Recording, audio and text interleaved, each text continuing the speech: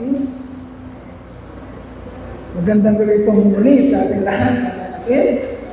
Yes, the Lord is faithful. He is good and He is faithful in our lives. Sabi po ng inawit natin kanina, mga kapatid, what can wash away our sin? Nothing but the blood of Jesus. Walang ibang makapaghuhugas ng ating mga kasalanan na sukat nating ikaligtas para hindi tayo mapahamak sa apoy ng impyerno maliban sa makapangyarihang dugo ng ating Panginoong Jesucristo. At ang sakripisyo na yan, ang dugong nabubo na yan, at ang laman na nabayubay sa krus ng Kalbaryo, ang siya po nating inaalala at ipinagdiriwang sa gabi po ito. Ang tawagin natin ay ang banal na hapunan ng ating Panginoon. Isang ordinansa na ninanais na ating Panginoon na lagi nating gagawin. Paulit-ulit nating gagawin hanggang sa siya po ay lubusan nating makasama sa kanyang pagbabalik. Ang Lord's Supper. So, ang ating pong mensahe na nakalaan para sa gabing ito ay ang pagpapatuloy po ng ating pong pag-aaral sa ating pong theology class. Nasa lesson 3 po tayo, which is limited atonement. Ito po yung pangalawang pagkakataon. Natatalakayan po natin ang patungkol po sa limited atonement. Sinimulan na po natin to last Thursday. Ano po yung limited atonement sa Tagalog? Ang nakatakdang katubusan. Nakatakdang katubusan. Sabi ng inawit natin kanina, what can wash away our sins? Nothing but the blood of, listen very carefully. What can wash away our sins? Nothing but the blood of our Lord Jesus Christ. At ang effectivity po, yung pagiging epekto ng dugo na yun, mga kapatid, ay para po sa kanyang mga hiniran. Okay? Masakit man pong madinig, hindi man po ito katanggap-tanggap sa marami, pero ito pong sinasabi ng Biblia. Ang banal na dugo, ang kamatayan, ang muling pagkabuhay, ang sakripisyo ng ating Panginoon Jesucristo ay para lamang sa mga hiniran ng Diyos. So mapalad ka kung nakikita mo ang sarili mo na nagaganap sa iyo yung mga identities or pagkakakilanlan ng isang hinirang ng Diyos. Lalo't higit, mga kapatid, ipapaalala sa atin ng Panginoon na ang mga hinirang ng Diyos, ito yung mga taong nakikita ang ating Panginoong Jesucristo ng higit kesa anumang bagay. Pakinggan po natin mabuti. Ang malinaw na pagkakakilanlan o malinaw na identity ng isang hinirang ng Panginoon na benepisyaryo ng banal na dugo o makapangyarihang dugo ng ating Panginoon ay yung mga taong tunay na nakakakitaan ng pagmamahal o pagtingin sa ating Panginoong Jesucristo. Nakikita na ang Panginoong Jesucristo ng higit kesa sa lahat ng bagay. Okay? Yan po ang pag-aaralan natin ngayon. Limited Atonement, Part 2, or sa Tagalog, nakatakdang katubusan ng Diyos sa kanyang mga hinirang. Nakatakda. Ang bawat plano, ang bawat pag-iisip o design ng Diyos mula pa noong una, mga kapatid, ay nakatakda lamang sa mga hinirang ng Diyos. So, napag-aralan natin yung truth number 1 last Thursday. Ang unang truth na pinag-aralan natin last Thursday is, yan. Although natalakay na natin to, gusto lang natin ipakita ngayon.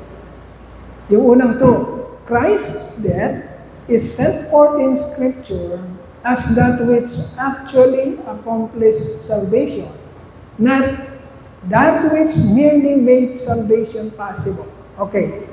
Ang ibig pong sabihin niyan, mga kapatid, ang kamatayan ni Kristo ay talaga namang gagawin buong-buo, epektibo ang kanyang kapangyarihan.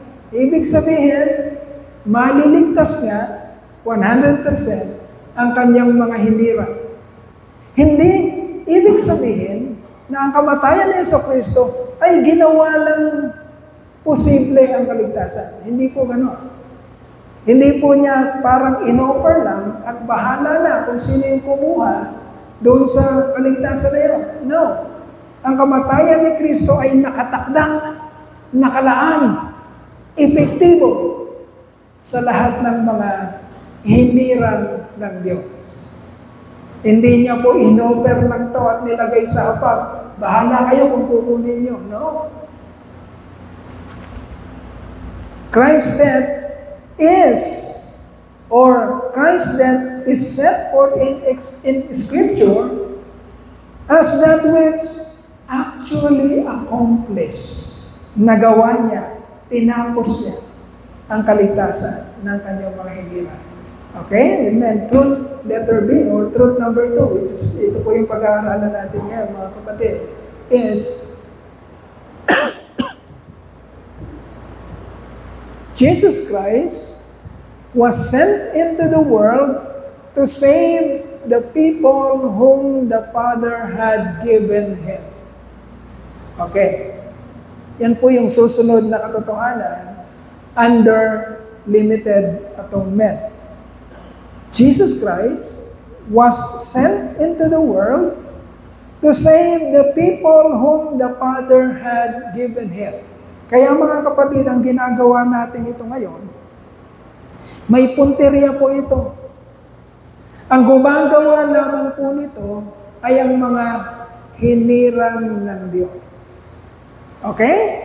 Ang makatotohanan nakakagawa lamang ng pag-aalaala ng banal na hapunan, pag-aalaala ng sakripisyo ng Panginoon, ang makatotohanan nakakaganap lamang po nito, mga kapatid, ay ang mga hinirang ng Diyos.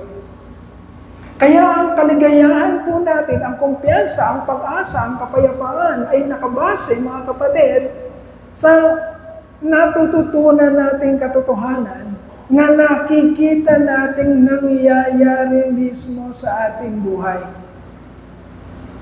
Kasi kung nakikita natin ang katotohanan pero hindi naman nangyayari yan sa ating buhay, wala po tayong kumpiyansa. Wala po tayong kapayapaan. Bakit po? Kasi hindi natin nababanaag yung mga pagkakakinlangan ng mga hinirang ng Diyos. Kakaunti tayo. Bakit hindi nagdidesisyon ang isipan na unahin ng Panginoong Jesucristo? Bakit? Samantalang inaawit natin pakunwari sa Panginoon na ano yung kinanta natin kanina? I will sing forever. Jesus, I love you. Jesus, I love you. Nakatingin ng langit. Tinitingnan tayo. Talaga ba? Mahal ba talaga natin siya? o iniisang tabi lang natin siya, hindi tayo nagdidesisyon ng buong puso para sa Kanya. Hindi natin ginagawang sentro ng ating buhay ang Panginoon. Baliwala lang siya. Gusto lang natin siyang isama sa ating buhay. Isa sa mga pinagpipilian para magkaroon ng kaligayahan. Hindi ganun ang isang hilirang ng Diyos. Magkakaintindihan tayo mga kapatid. Hindi ganon ang isang hilirang ng Diyos. Ang isang hilirang ng Diyos ay tunay na makakasumpong kung sino ang Panginoong Jesucristo at makakasumpong ng tunay, matinyas, dalisay na pag-ibig. Titibok ang puso, tatakbo ang isip, gagawa ang katawan para sa kapurihan ng Panginoong Jesucristo. Jesus Christ was sent into the world to save the people whom the Father had given Him. Si Jesucristo ay isinugo ng Ama sa mundo upang iligtas ang mga taong hinirang ng Diyos Ama upang ipagkaloob sa Kanya. So makikita natin dito mga kapatid ang object ng lahat ng ating ginagawa. Listen very carefully. Ang lahat ng ating ginagawa, mapa sa bahay man, mapa sa eskwelahan man, mapa sa trabaho man, mapa sa church man, mga kapatid, ay nakasentro sa kapurihan at kaluwalhatian ng Panginoong Jesucristo, sapagkat iyon ang niloob, pinlano, nilayon ng Ama na gagawin ng kanyang mga hinirang. Okay?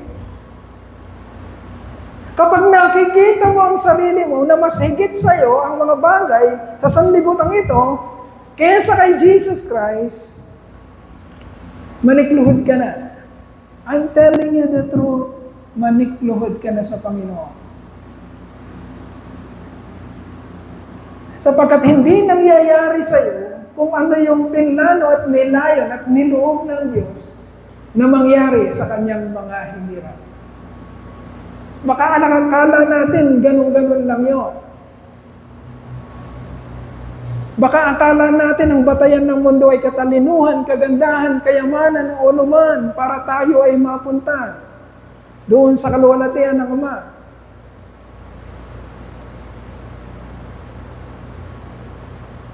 Walang ibang makapaghuhugas ng ating mga kasalanan at makapagdadala sa atin sa kaluwalhatian maliban ang banal na dugo ng ating Panginoong Jesucristo.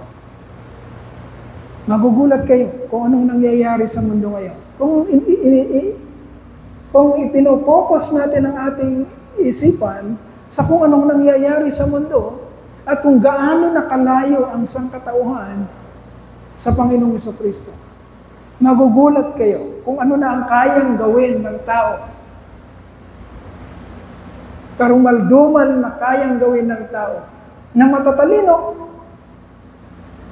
na mayayaman, na mga sikat, na mga makapangyarihan, magugulat kayo. Mga pinagpipitagang tao. Pero bakit ganon?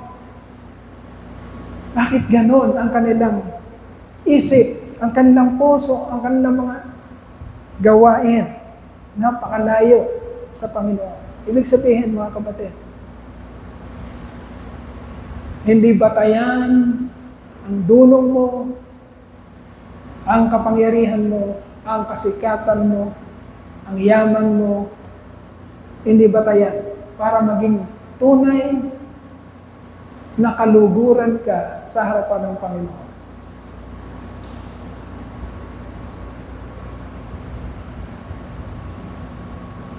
Scripture number 1, John chapter 6, verse 35 to 40, it says, John chapter 6, verse 35 to 40. Then Jesus declared, I am the bread of life. He who comes to me will never go hungry, and he who believes in me will never be thirsty.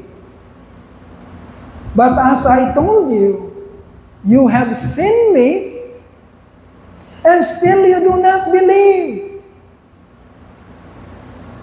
Sabi ng Panginoon, kung alam mo lang, akong tinapay na nagbibigay ng buhay.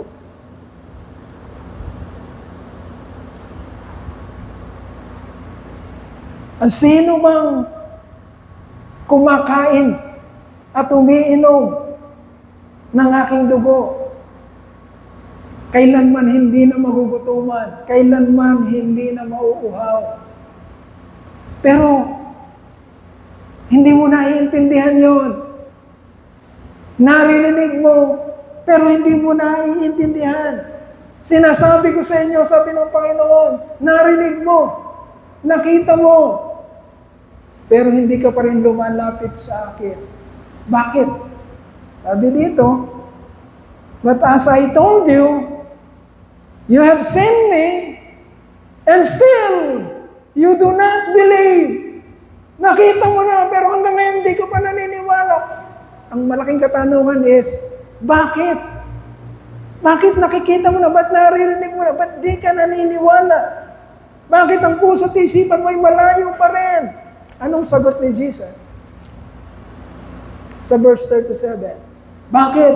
Ang sagot ni Jesus Christ sa verse 37 is, because all that the Father gives me will come to me. Sabi ni Jesus, nakita mo na, narinig mo na, pero hindi ka pa rin lumalapit. Ayaw mo pa rin maniwala. Bakit hindi ka naniniwala? Because all that the Father gives me will come to me. Ang mga hinirang ng Ama, sila ang lalapit sa akin. Bakit hindi ka lumalapit? Anong sagot? Bakit hindi ka naniniwala? Ba't inuuna mo ang sanlibutan? Bakit malayo ka pa rin sa Diyos? Bakit hindi pa rin si Jesucristo ang sentro ng buhay mo? Bakit? Malinaw ang sinabi ni Jesus Christ, all that the Father gives me will come to me. Sino lang daw ang lalapit sa Kanya at maniniwala at tatanggap sa Kanya at susunod sa Kanya? Sino lang daw? Yung mga binigay ng Ama sa Panginoong Jesucristo. Listen very carefully.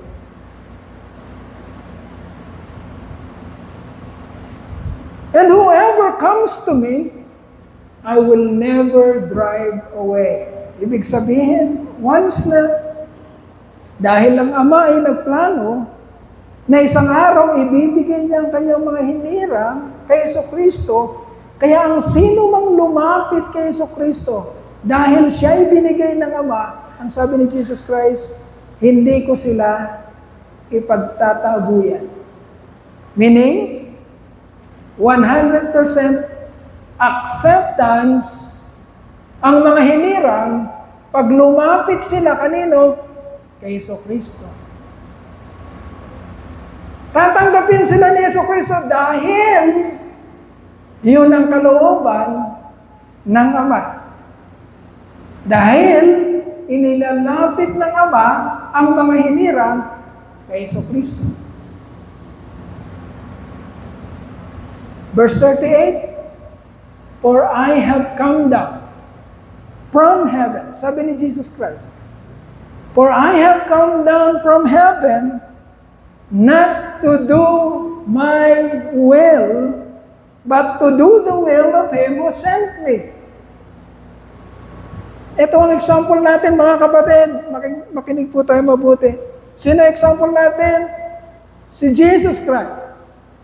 Ang sabi ni Jesus Christ na ihemplo natin, sabi niya, I have come down from heaven not to do my will, but to do the will of Him who sent me. Naparito ako nang galing sa langit. Sabi ng ihemplo natin, Hindi upang gawin ang gusto ko. Sinabi na ba ni Jesus Christ na mamumuhay ako kung gagawin ko kung anong gusto ko? Sinabi ba niya yon? Hindi. Anong sabi ni Jesus Christ? Na ihemplo natin, galing ako sa langit, bumaba ako upang gawin ang mga bagay na hindi ko kalooban, kundi kalooban ng aking Ama na nasa langit. Ibig sabihin, walang option si Jesus. Listen very carefully. Ibig sabihin, walang option yung ihemplo natin, kundi gawin lamang kung ano yung kalooban ng Ama. Tayo, dami nating option. Tayo. Ginagawa natin kung anong gusto nating gawin. Wala tayong pakialam. Magigising na lang tayo isang araw, ang layo na natin. We have drifted so far away from God. But our example, Jesus Christ, buong edad na 33 taon, ginawa niya kung ano ang kalooban ng kanyang Ama. At anong naging resulta nun? Umani siya ng tagumpay. Umani ba si Jesus Christ ng tagumpay? Umani siya ng tagumpay. At ang katagumpayan na yon ay hindi matatapos kailanman. Tayo, pag ginawa natin ang gusto natin, hanggang kailan natin aanihin yung pinagpagura natin? Sino makakaalala sa atin? Wala. Si Jesus Christ, ginawa niya ang kalooban ng Ama. Sino nakakaalala kay Jesus Christ? Lahat nakakaalala sa Kanya. Makinig tayo mabuti, mga kapatid. For I have come down from heaven not to do my will, but to do the will of Him who sent me. And this is the will of Him who sent me. Ito daw ang kalooban ng Ama. And this is the will of Him who sent me. Etong kalooban ng nagsugo sa akin, that I shall lose none of all that He has given me, but raise them up in the last day. Okay, mga kapatid, the salvation which the Father had planned before the foundation of the world, mga kapatid, humirang siya ng mga taong dadalhin niya kay Jesucristo upang iligtas. Ang pinagplanuhan ng Ama, bago pa man magsimula sa daigdigan, ang sabi ni Jesus Christ, wala ni isa man sa kanila ang mawawala. Ibig sabihin, lahat ng pinagplanuhan ng Ama, mga pangalan na isinulat sa aklat ng buhay, kung isa ka doon, kabilang ka doon, mga kapatid, ang sabi ni Jesus Christ, I shall lose none of them. Ibig sabihin, lahat ng nakasulat sa aklat ng buhay na niloob ng Ama, na dalhin kay Jesucristo, lahat sila ligtas. Maliligtas. Listen very carefully. That I shall lose none of all that He has given me, and I will raise them up at the last day. And I will raise them up at the last day. So, ano yung nakita natin katotohanan doon? It is the Father's will to send Jesus into the world to save the elect. Nakasulat ba yan?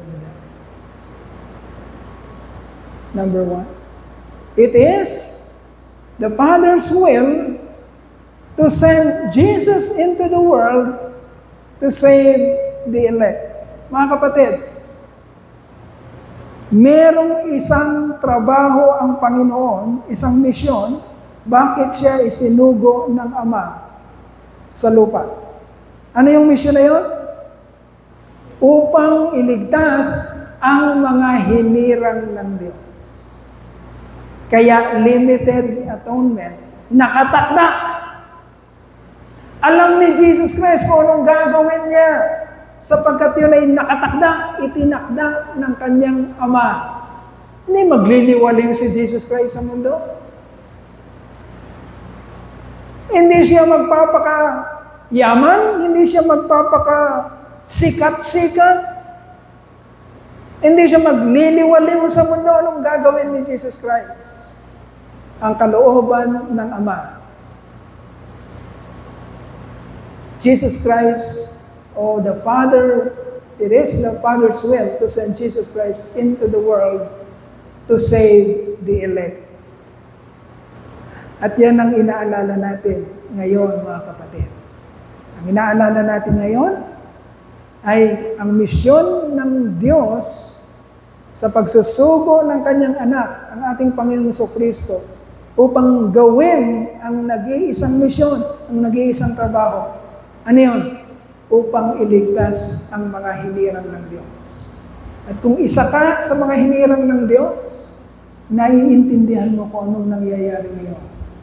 Naiintindihan mo ang importansya ng pag-aalaala ng banal na hapunan, ng pakikibahagi sa laman at sa dugo ng ating Panginoong Jesucristo. And then, verse number 2. John chapter 10, verses 11 and then 14 to 18. John chapter 10, verses 11 and then 14 to 18. I am the good shepherd. The good shepherd lays down his life for the sheep. Ayan. Sabi ng Panginoong Jesucristo, ako ang mabuting pastor. Ang mabuting pastor ay ibinibigay niya ang kanyang buhay para kanino? Kanino binibigay ng Panginoon ng mabuting pastor ng kanyang buhay? Okay. Sino yung mga tupa ng mabuting pastor? Sino-sino sila? Yung mga hinirang ng Ama. Mula pa ng simulan ng sandaigdigan, na dadalhin sa Panginoong Jesucristo. Sila yung mga tupa ng Diyos. Lahat ba ng tao ay tupa ng Panginoong Jesucristo? Hindi. Sino lang daw ang mga tupa ng Panginoong Jesucristo? Basahin natin, mga kapatid. Verses 14 to 18. Verses 14 to 18. Okay, basahin natin. Sino daw ang mga tupa ng Diyos? 14. I am the good shepherd. I know my sheep, and my sheep know me. Okay. Unang pagkakakilanlan ng tupa ng Diyos o ng tupa ng Panginoong Jesucristo ay kilala sila ng Panginoon at nakikilala nila ang Panginoon. Anong ibig sabihin na nakikilala mo ang Panginoong Jesucristo? Paano mo masasabi na nakikilala mo ang Panginoong Jesucristo? Mga kapatid, listen very carefully, isip-isip. Paano mo nasasabi na kilala mo ang iyong pastor?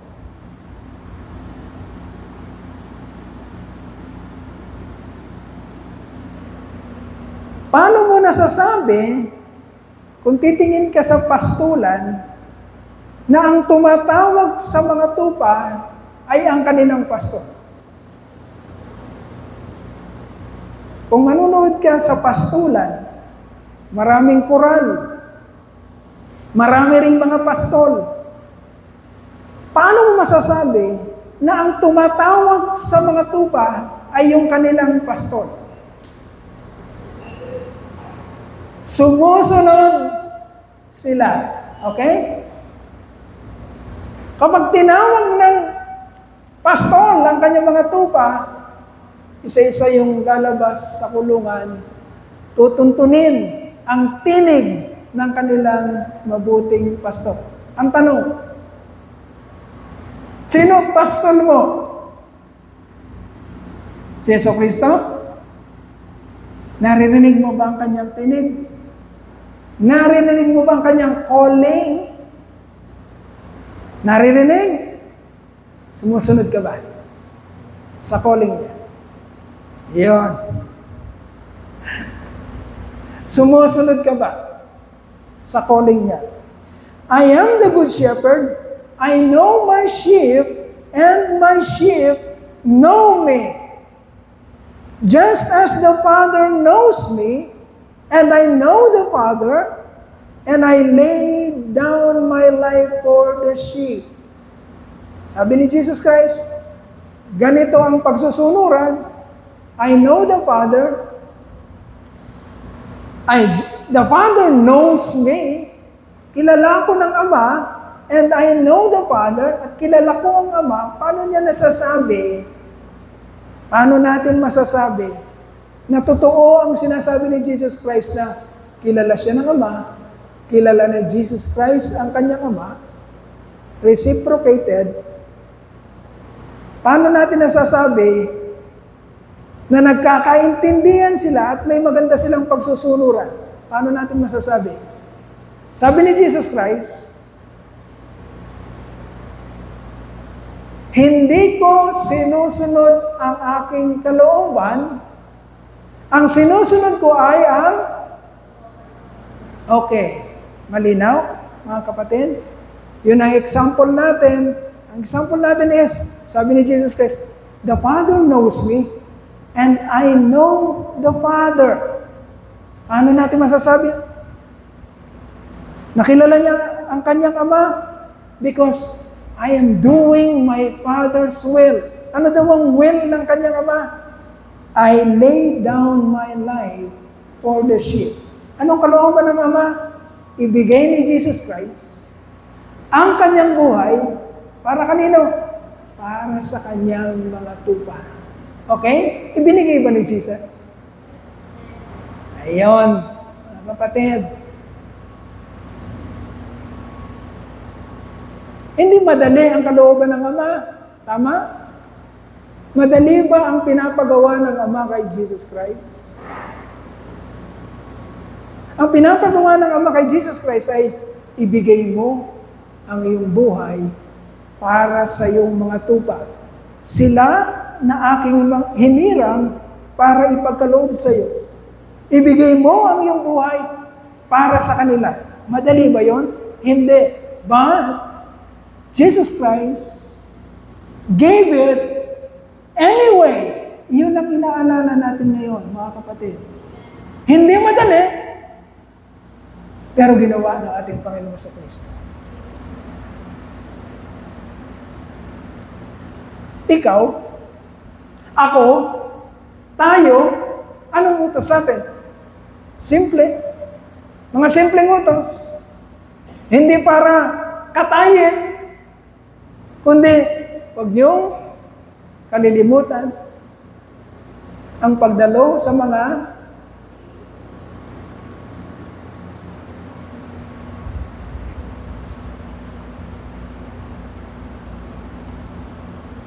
just as the Father knows me, and I know the Father, and I lay down my life for the sheep. I have other sheep that are not of this sheep pen. I must bring them also. Iyon yung Gentile group, tayo. Kasi yung unang Quran na pinag-uusapan dito ay ang mga Hudyo, ang mga Israelita. Yun ang unang Quran. Pero sabi ni Jesus Christ, meron pa akong ibang mga tupa. Yun yung mga Gentile group. Tayo yun. Okay? Sabi ni Jesus Christ, I have other sheep that are not in this sheep pen. Wala sa Quran na to. Sapagkat mga Hudyo yan. Mga Israelita. I have other sheep. Ibig sabihin, the Gentile group. Tayo yun. I have other sheep that are not of this sheep pen. I must bring them also. Pag-iisahin ko silang lahat. They too will listen to my voice. And there shall be one flock and one shepherd. Gaya ng pagsunod ng mga faithful, mga tapat na mga Hudyo, mga Israelita, sabi ni Jesus Christ, meron din akong mga tupa sa mga Gentile. Ano daw gagawin nila? They too will listen to my voice. So, iisa lang nang gagawin ang mga faithful na Israelita at mga faithful na Gentile. Ano gagawin nila? They will listen to His voice. They too will listen to my voice, and there shall be one flock and one shepherd. The reason my Father loves me is that I lay down my life only to take it up again. Okay. Sabi ni Jesus Christ, ang malinaw na dahilan, kaya naman lubos ang pagmamahal sa akin ng aking Ama, ay dahil ginagawa ko kung anong kalooban niya. Now, madali nating sabihin na, mahal ako ng Diyos. Listen very careful. Mahal ako ng Panginoon, mahal ako ng Diyos. Ang tanong, ginagawa mo ba ang kalooban niya? Kung hindi, malayo ka doon sa sinasabi ni Jesus Christ na rason bakit siya minamahal ng Ama. The reason my Father loves me is that I lay down my life. Ganun na lamang ang pagmamahal sa akin ng Ama dahil ginagawa ko ang kalooban niya. At ang kalooban niya ay ibigay ko ang aking buhay para sa aking mga tupa. Only to take it up again. No one takes it from me, but I lay it down on my own accord. I have the authority to lay it down and the authority to take it up again. This command I received from my Father in full control of His life. Although Jesus Christ has the full control of His life, full authority. Sabi ng Ama, you have the full authority. But this is my will, itong kalooban ko, ibigay mo yan sa aking mga tupa. Although the Father gives Jesus Christ the full authority, ibig sabihin walang pipigil kay Jesus Christ, anytime pwedeng sabihin ni Jesus Christ, ayoko na. Ayoko na, Ama. Because He is in full authority. But, kapatid, kahit na si Jesus Christ ang may full authority, kontrolado niya ang lahat, He obeyed anyway. Kaya meron tayong inaalala ngayon. Tayo, mga kapatid, listen very carefully, we are not in full control. We are not in the seat. We are not sitting in the seat of authority. Hindi tayo may control, wala din tayo sa authority, pero ayaw nating ibigay ang ating buhay. Yun ang problema. Paano mo matitikman ang pag-ibig at pagmamahal ng Ama na sinasabi ni Jesus Christ kung ayaw mo namang sumunod at ipagkatiwala ng lubusan ang buhay mo sa Kanya? Okay? Huwag mo isipin, mararanasan mo ang matinding blessings and favors from God without obeying, without listening to His voice. Never. I'm telling you the truth. Never. Mangyayari lamang yun kung mangyayari ang rason bakit ka mamahalin ng Ama. It is obeying His commands and authority in your life. Okay? Ibig sabihin nun, mga kapatid, only the elect of God will benefit in the death and sacrifice of Jesus Christ. Hindi lahat ng tao nakakaranas ng kapangyarihan ng kamatayan at ng sakripisyo ng Panginoon, hindi lahat ng tao. Hindi ganoon ang sinasabi ng banal na kasulatan. Okay?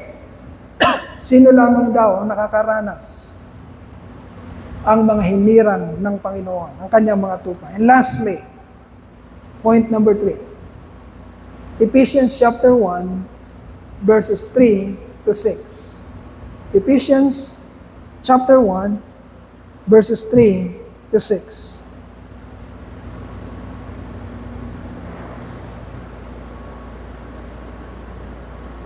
Praise be to the God and Father of our Lord Jesus Christ, who has blessed us in the heavenly realms with every spiritual blessings in Christ. Okay? Ang sabi dyan mga kapatid, papuri sa Diyos, ang Ama ng ating Panginoong Jesucristo, the Father of our Lord Jesus Christ, who has blessed us, na nagpala sa atin mula sa sangkalangitan ng lahat ng espiritual na pagpapala mula sa Panginoong Hesukristo. Okay? Nararanasan mo ba yon, kapatid? Nangyayari ba yon sa buhay mo? Sumasabog bang papuri mo sa Panginoon dahil nagaganap sa iyo yung sinasabi ng kasulatan na binless ka ng Panginoon ng lahat ng mga bagay na espiritual na pagpapala mula sa Panginoong Hesukristo. Nangyayari ba yan sa iyo, kapatid? Kaya naman sumasabog ang iyong papuri at ang iyong pagsamba. For He chose us in Him before the creation of the world. Listen very carefully. Paano sumasabog ang papuri? Paano nangyayari ang lahat ng pagpapalang tinatanggap mo mula sa ating Panginoong Hesukristo, at paano sumasabog ang papuri mo at pasasalamat sa Kanya sa iyong pagsamba? Paano nagaganap yan sa iyong buhay, kapatid? Ano muna yung unang nangyayari sa iyo bago sumapit sa iyo yung ganong katinding pagpapalang spiritual sa buhay mo? Verse 4 says, For He chose us in Him before the creation of the world to be holy and blameless in His sight. Mga kapatid, pakinggang mabuti. Ang mga taong ang pinipili nila sa kanilang buhay ay sumunod sa Panginoong Jesucristo at iniiwas ang sarili sa mga bagay na makamundo at makasanlibutan. Kapatid, walang palya na mag-aani sila, makakatanggap sila, marireceive nila yung pinapangako ng Panginoon na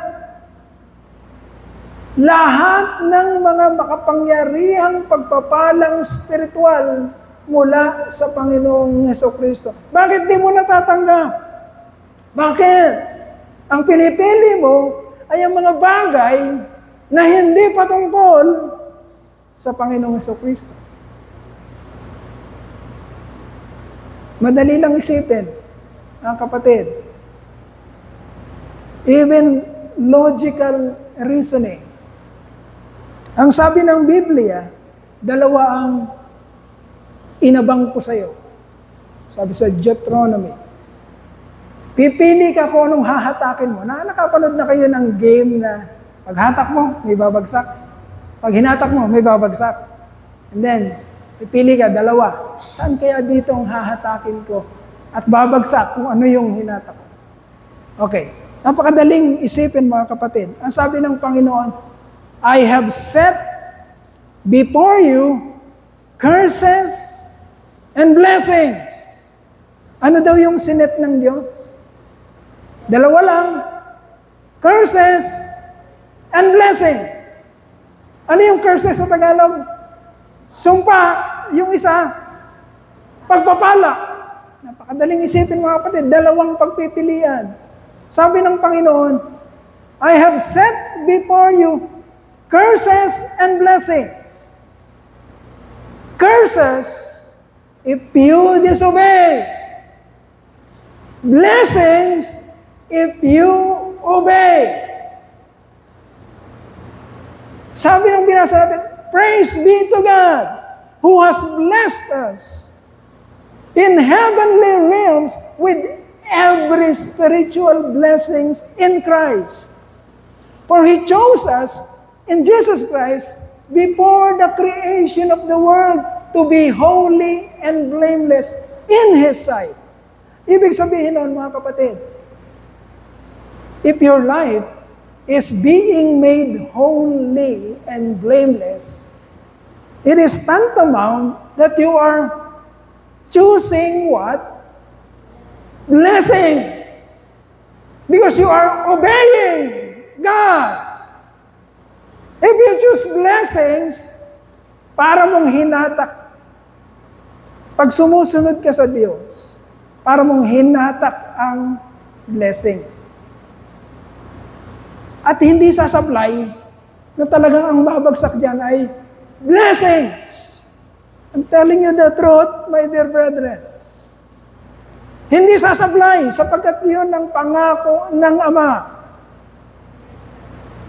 Bakit puro sumpa ang bumabagsak? Because you are choosing to disobey. Napakasimple. Dalawa lang talaga yan. If you choose to disobey, huwag kang umasa na babagsak ang blessing. But if you choose to obey, hindi sasablay, hindi maloko ang Diyos, hindi siya sinungaling, hindi kanya lulukohin. Kung anong sinabi niya, yun ang magaganap sa iyo. Amen? Yun ang mangyayari sa iyo. Because that is His plan long ago. At kapag nangyayari sa iyo yung katotohanan na yun, kagaya ng nangyari sa Panginoon, anong hinatak ni Jesus Christ? Obedience or disobedience? Obedience. Anong nangyari sa buhay niya? Blessings or curses? Okay, hanggang ngayon binibless natin ang Panginoon. Hanggang ngayon umaawi tayo. Praise be to God through our Lord Jesus Christ. Hanggang ngayon, walang tigil ang blessings after blessings after blessings after blessings. Kapurihan sa Panginoong Jesucristo. Bakit? Dahil yun ang hinatak niya. Obedience. Okay? Sana nagkakaintindihan tayo mga kapatid. Huwag kang umiyak ng umiyak sa Panginoon. Lord, Lord. Simple lang ang palatuntunan, mga kapatid. You want blessings? Obey! Bakit puro curses? Reviewin mo ang buhay mo. Reviewin mo. Bakit walang kapayapaan? Bakit puro kaguluhan? Bakit? Because you are disobeying God. Napakasimple ng mga susundin natin, mga kapatid. Isang hindi natin masunod. Huwag niyong kalilimutan ang pagdalo sa mga pagtitipon.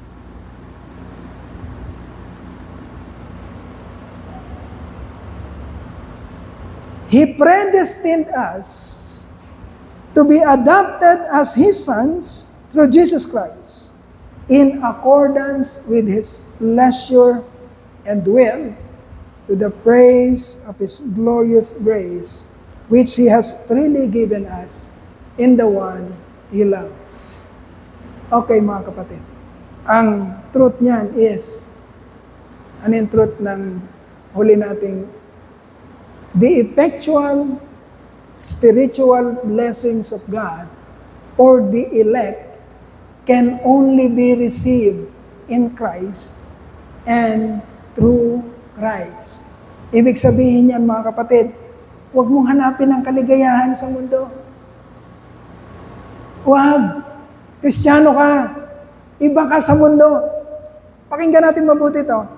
Huwag nating kakalimutan tong katotohanan na to.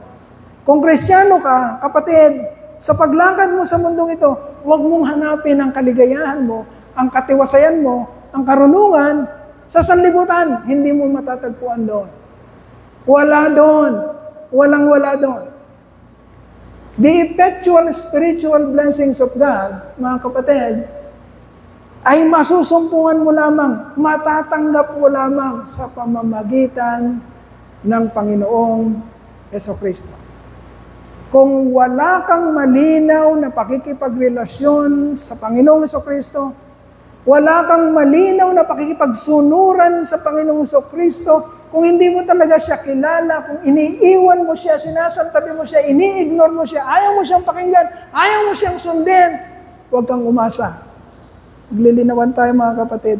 Huwag kang umasa ng katiwasayan, kapayapaan, kumpiyansa. Huwag mo asahan yun. The effectual spiritual blessings of God for the elect can only be received in Christ and through Christ. Kaya gusto nating maging makatotohanan sa pagganap, mga kapatid. Ang pagganap natin sa banal na hapunan ng Panginoon ay hindi bagay na lang para makaraos lang tayo, para maidaos lang natin every third week or every third Thursday of the month, meron tayong Lord's Supper, pero wala yun sa isip natin, wala yun sa puso natin. No! Do not live like that. Kapatid, make up your mind. Isipin mong mabuti. Tingnan mo ang buhay mo. Assess it. Anong nangyayari sa buhay mo ngayon? Talaga bang hinahatak mo ang blessings at ang blessings ang bumabagsak sa iyo? Or nandito ka sa confusion? Hindi mo maintindihan ang buhay. Wala kang kumpiyansa. Wala kang kapayapaan. Panahon na para isentro mo ang iyong sarili, ang iyong isipan, ang iyong mga plano, ang iyong buhay sa Panginoong Jesucristo. And you will never, ever go wrong. Hindi ka magkakamali. And you will have no regrets in life. I'm telling you the truth. You will have no regrets in life. Huwag kang umasa sa talino. Merong isang napakatalino sa Amerika ngayon. A 22-year-old. Isa sa 1% na pinakamatatalino na mga bata, na mga young people sa United States. Isa siya doon. Ibig sabihin, napakatalino niya. Honor student.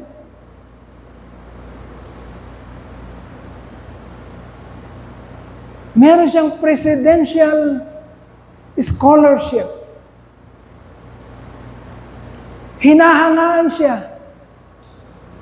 Tahimik daw siya. Matinong tao, pero walang relationship sa Panginoon. Isang araw, naisipan niya. Anong ginawa niya? Barilin ang isang influencer, Christian influencer, na si Charlie Kirk. Ang bumaril, isang napakatalinong bata na sinasabi ng mga kapitbahay na hindi na kayang gawin yun. Napakabait niya. Tandaan mo to, kapatid. Pakinggan mo itong mabuti. Kung wala kang tunay na relationship sa Panginoon, hindi mo makakamtan ang effectual spiritual blessings. Yun ay makukuha mo lang sa Panginoon. Ibig sabihin, kahit gaano ka katalino, kahit gaano ka ka-inform sa sanlibutan ito, kung wala kang relationship sa Panginoong Jesucristo, nasan ka pa rin? Pinag-aaralan natin, alipin ka pa rin ni Satanas. Alipin ng kasalanan. Anytime na gusto kang influensyahan ng dyablo dahil alipin ka niya, listen very carefully. Anytime na gusto ng dyablo na influensyahan ka dahil alipin ka niya, kahit gaano ka katalino, kahit gaano ka kabait sa tingin mo, because you are a slave to sin, slave to Satan. Kapatid, pwede kang utusan ni Satanas sa isang araw. Barilin mo yung nagsasalita para sa Panginoong Kristo.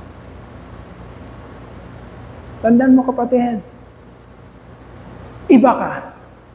Anak ka ng Diyos. Tupa ka ng Diyos. Ang pangalan mo'y nakasulat sa aklat ng buhay. Isa ka sa hinirang ng Diyos. Mula pa ng likhain ng sandaigdigan, isa ka. Sa idinako ng Diyos, papunta kay Jesucristo. Kapatid, kailangang makita mo at tignan mo yung buhay mo na umiikot, nagre-revolve around the centrality of your Lord and your Savior, Jesus Christ. Yun ang kailangan mong laging alalahanin, kapatid. Sapagkat anumang spiritual blessings, anumang spiritual favors, kapatid, ay makakamtan lang natin sa ating tunay, malalim, matimyas na pakikipagrelasyon sa ating Panginoon sa Kristo. You know that? You understand that? If you wholeheartedly accept that truth, then you are really ready to partake one of the ordinances of our Lord Jesus Christ, to partake in the Lord's Supper, which we will do after this one. Palakpakan po natin ang Panginoon sa Kristo. Tayo po ay magpasalamat sa Panginoon. Hallelujah, hallelujah, hallelujah. O Ama naming dakila, Ama, salamat po. Hindi mo kami hinahayaan